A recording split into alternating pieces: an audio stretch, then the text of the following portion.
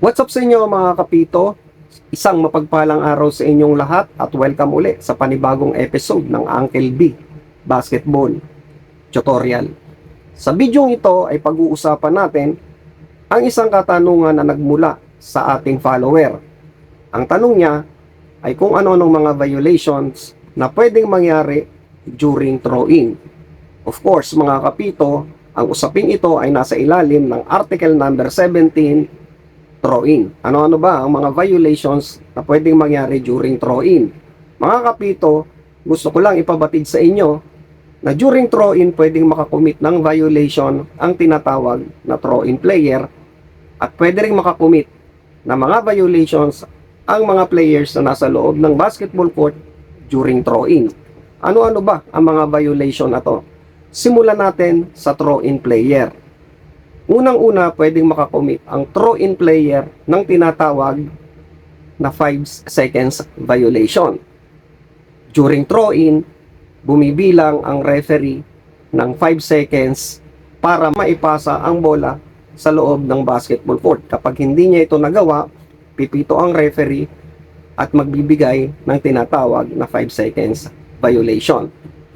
Pangalawa mga kapito ay ang tinatawag na 1 meter distance o movement ng isang throw-in player doon sa boundary line. During throw-in, ina-allowed lamang ang isang throw-in player na magkaroon ng paggalaw o movement ng 1 metro, kaliwaman o kanan. Paglagpas ng 1 metro, yan ay tinatawag na throw-in violation na pwedeng makumit ng throw-in player. Pangatlo mga kapito ay ang intentional na pagpapatalbog ng bola ng throw-in player doon mismo sa loob ng basketball court. Yan po ay isang throw-in violation.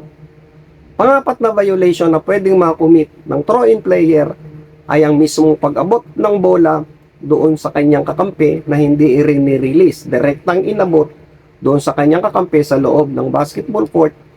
Yan po ay tinatawag na throw-in violation.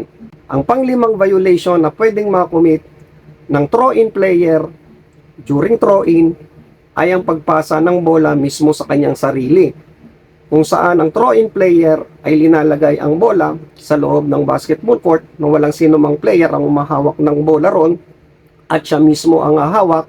Yan po ay tinatawag na throw-in violation. Ang violation na pwedeng mangyari during throw-in ay ang tinatawag na backcourt violation.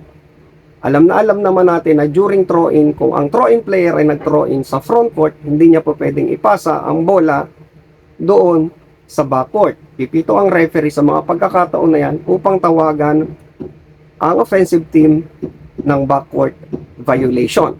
Ang throw-in player din ay pwedeng makakumit ng violation sa tinatawag na lane violation. Ito ay nangyayari during throw-in na kapag ang parte ng paa ng throw-in player ay pumasok mismo sa loob ng basketball court. So yan ay tinatawag na lane violation.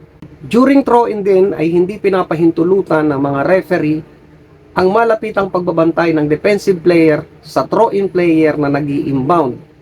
Ang laro ay hinihinto o ini-interrupt ng referee at magbibigay ito sa defensive player ng delaying of the game. Ang susunod na violation na pwedeng mangyari during throw-in ay ang tinatawag na basket interference, kung saan during throw-in ay intentional na tinitira ng player ang bola doon mismo sa ring at aksidenteng pumapasok yan. Yan ang basket ay nananalified at pumipito ang referee para sa isang violation. Yan po ay basket interference. Ngayon naman mga kapito, pag-usapan naman natin ang mga violations na pwedeng magawa ng mga players sa loob mismo ng basketball court. Ano-ano ba ang mga violation na pwedeng mangyari during throw-in? Unang-una mga kapito, katulad ng sinabi ko kanina, hindi po pwedeng abutin ng isang player na nasa loob mismo ng basketball court, kakampi man o hindi, ang bola doon sa throw-in player. Kapag kakampi ang gumawa niyan, ang team na yan ay natatawagan ng throw-in violation. Habang kapag ang kalaban ang mismong kumuha dyan, tinatawagan o ini-interrupt ang laro ng referee at tatawagan niya ng delaying of game. Warning kung first commit pa lang nila, at mate-technical kung meron na silang warning for delaying of the game. Susunod na violation na po pwedeng mangyari dyan mga kapito at mga commit na mga players sa loob ng basketball court ay ang tinatawag na paglagpas ng part of the body nila doon mismo sa boundary line.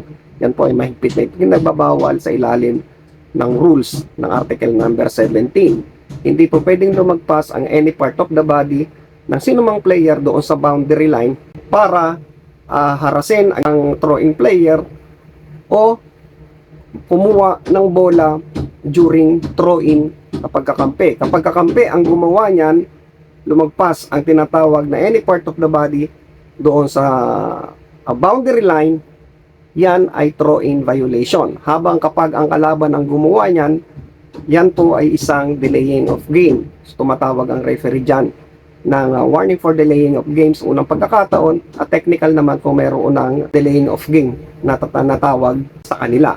During last 2 minutes naman ng fourth quarter or ng overtime, meron ditong tinatawag na throw-in foul, kung saan nangyayari to during throw-in. Ang throw-in foul ay nangyayari kapag ang bola ay hawak pa ng referee o hawak pa ng player sa throw-in at nagkaroon ng foul sa loob ng basketball court. Kapag ang nakakommit ng foul ay ang defensive team o defensive player, yan po ay tinatawag na throw-in foul at merong itong penalty na 1 free throw plus ball possession. At kapag naman ang nakakuha ng foul sa ganyang pagkakataon ay ang kakampi ng throw-in player, yan po ay hindi throw-in foul. Yan po ay isang offensive foul. Lagi lang natin tatandaan during last 2 minutes ng fourth quarter or ng overtime, ang mga pangyayari dyan na nagkaroon ng foul, ang pinag-uusapan dito ay ang common foul o regular foul para sa isang throw-in foul. Ipinapasok pa rin ang tinatawag na anumang pangyayari during throw-in ang unsportsmanlike foul o disqualifying foul sa mga pagkakataon na yan na pwedeng makakommit ang sinumang player na sa loob ng basketball court during throw-in ng unsportsmanlike foul at disqualifying foul, depende sa pag-aanalisa o judgment ng mga referee. So yun mga kapito ang ating topic sa video ito, at sana nakatulong sa ating follower na nasagot ang kanyang mga katanungan. At kung meron pang mga violations na nangyayari during throw-in, comment down below nyo dyan at para makatulong sa ating mga kapito. Dito ko muna tatapusin ang ating video at magkita-kita ulit tayo sa susunod na vlog. God bless us all. Peace out.